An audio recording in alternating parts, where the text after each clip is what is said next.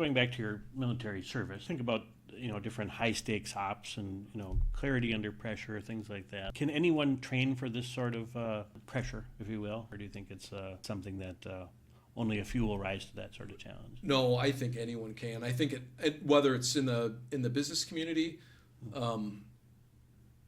or in the service, I think it starts with like good habits, like being personally disciplined enough. I got up at 5 o'clock this morning. I had a cup of coffee. My wife and I went for a 3.5 mile run, and then walk for 15 minutes, quick shower, and get on your first call. I think it's founded in, I really don't want to get up this morning, but I know I should do it because it's good for me.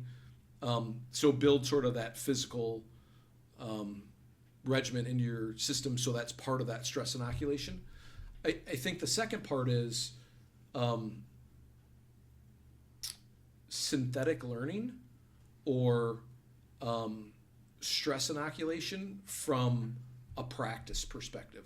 Now, in industry, I haven't seen like what I would just call an offsite that brings a team together and says, here's your problem. You have, an hour to frame the problem and present an updated narrative to the board of directors, right? So forcing some sort of team-based problem solving in a learning environment to help kind of norm a team. And presumably around real life business challenges. Yeah, you could pick any case out of Harvard Business Review, right? Sure. And say, go do that and create like what I would call a synthetic learning environment.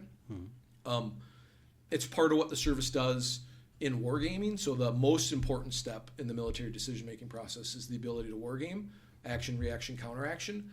It's a synthetic learning environment. So once you've sort of scoped the problem and excluded terrain that tanks can't drive on or artillery pieces can't shoot on, and then you've worked a really deliberate process, the tanks aren't driving across the lake in the backyard, so there's no need to build a tank ditch there, right? So it's the sort of logical like exclusion of things.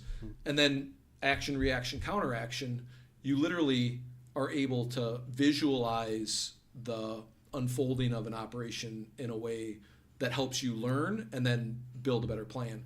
I don't see that a lot in business. When you take a product to market, you really wait for market feedback, but how do you really probe, sense, respond so that you can adjust in time to, well, maybe I've segmented the market incorrectly, maybe too narrowly, maybe I've got the wrong segment of the market altogether. How do I then reframe my product and get it, delivered in a meaningful way to those consumers who need it?